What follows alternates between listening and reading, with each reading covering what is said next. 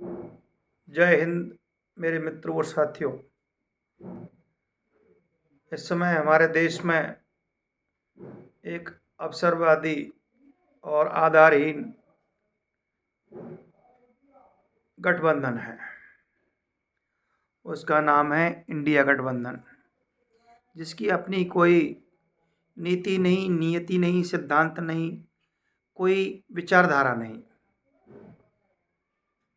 और एक ऐसा गठबंधन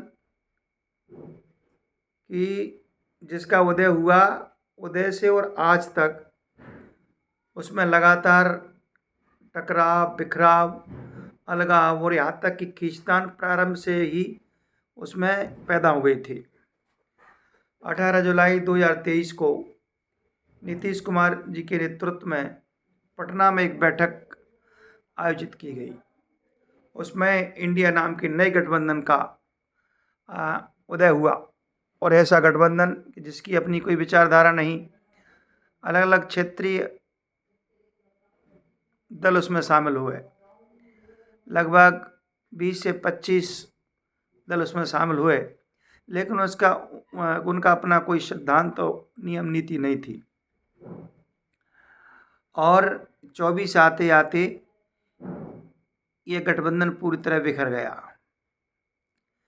इसकी सेकंड जो मीटिंग हुई, जो दूसरी बेंगलोर में हुई, और बेंगलोर के बाद में 2024 में जब देश में आम चुनाव हुए, तो आम चुनाव तक आते आते ये अवसरवादी गठबंधन, ये मौकापरस्त गठबंधन, सिद्धांतहीन गठबंधन और इसकी कोई वैचारिकता, सिद्धांतता नहीं, ये लोकसभा के आते आते इसका लगभग पतन हो चुका था।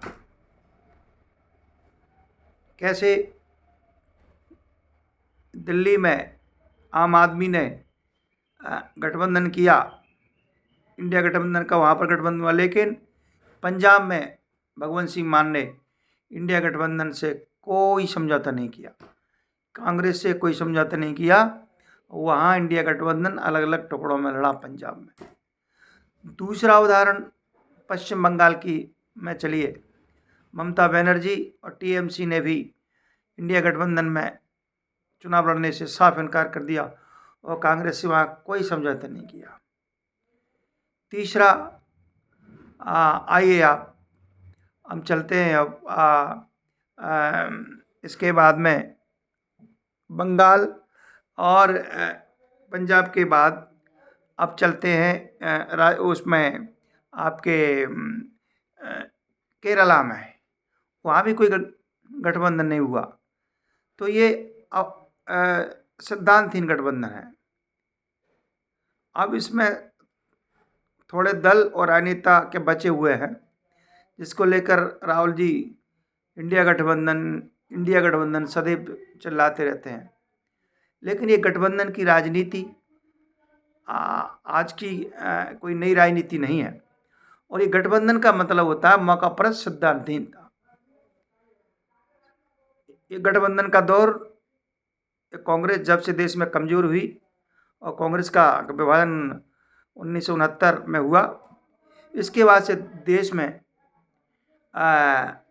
दो काम हुए। एक तो क्षेत्रीय दलों का उदय हुआ और गठबंधन राजनीति का प्रारंभ हुआ। 1977 में जनता पार्टी गठबंधन बना और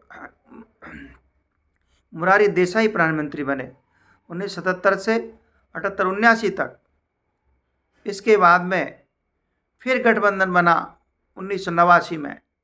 जनमोर्चा विश्वनाथ प्रताप सिंह ने भी अपना एक मोर्चा बनाया और दूसरी बार गठबंधन राजनीति का उदय हुआ और विश्वनाथ प्रताप सिंह देश के गठबंधन के नेता बने और देश के प्रधानमंत्री बने। लेकिन ये सरकार भी विफल रही, ये गठबंधन विफल रहा। भारतीय जनता पार्टी के सपोर्ट के समर्थन के खींचने के बाद जनमोर्चा की सरकार, विश्वनाथ प्रताप सिंह की सरकार, अवसरवादी सरकार, इसका विघटन हुआ।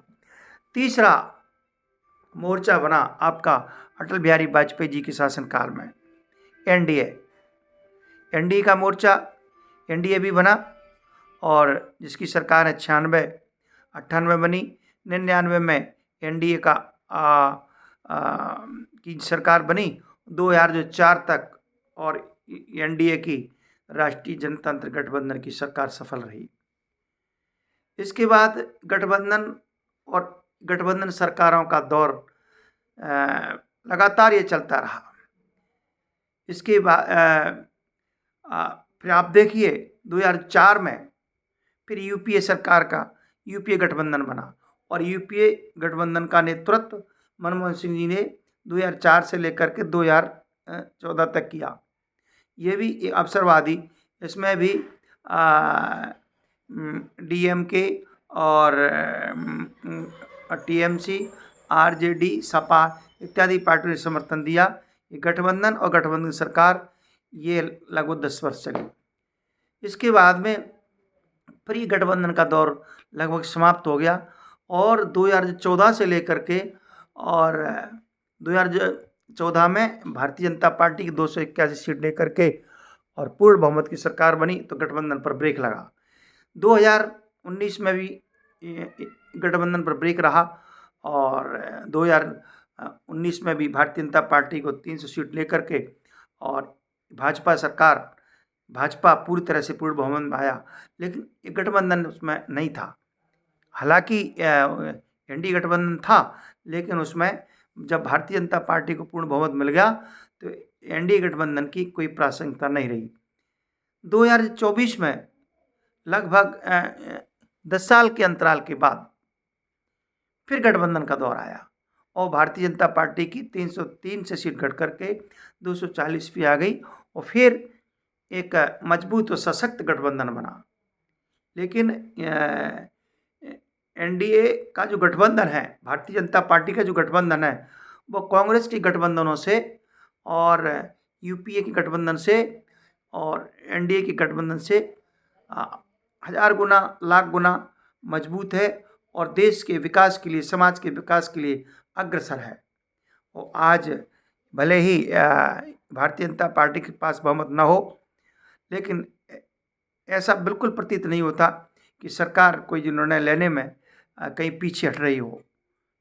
नाम मात्र का गठबंधन है, थोड़ी सी सीटों से भाजपा पीछे रही है, लेकिन इतना मजबूत सरकार, इतना मजबूत गठबंधन कि इसमें कोई भी जब सरकार निर्णय लेती है, प्रधानमंत्री निर्णय लेते हैं, तो उसमें कोई विचार नहीं करना पड़ता, और सशक्त निर्णय, एक देश एक चुनाव और वक्फ बोर्ड और समान नागरिक संहिता, ये तो इसे 2024 के एनडीए सरकार के उसमें हैं।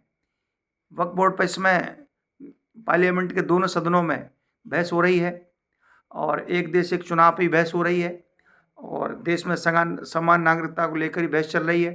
तो ऐसा प्रतीत नहीं हो रहा, ऐसा नहीं लग रहा कि देश में गठबंधन की सरकार है, भारतीय जनता पार्टी की सरकार है। गठबंधन की सरकार तो है ही, लेकिन ये पिछलग्गू, ये कमज़ोर और मौकापरस्त ये सरकार नहीं है। ये मजबूत और लोकप्रिय जनहितैषी सरकार देश में ऐतिहासिक और शक्तिशाली और क्रांतिकारी निर्णय ले रही है। ये मजबूत सरकार है, मजबूर सरकार नहीं। तो ये गठबंधन का दौर फिर 2024 में आया, लेकिन कोई खास असर नहीं पड़ रहा। सरकार किसी भी पार्टी के दबाव में नहीं है, कोई भी नेता या गठबंधन की पार्टी सरकार पर किसी प्रकार का नियंत्रण नहीं है, और ना ही कोई दबाव बना रही है। आज के अंक में इतना ही। मैं कल किसी दूसरे विषय को लेकर आऊँगा, और तब तक के लिए आप सभी को प्रणाम। जय हिंद, जय भारत।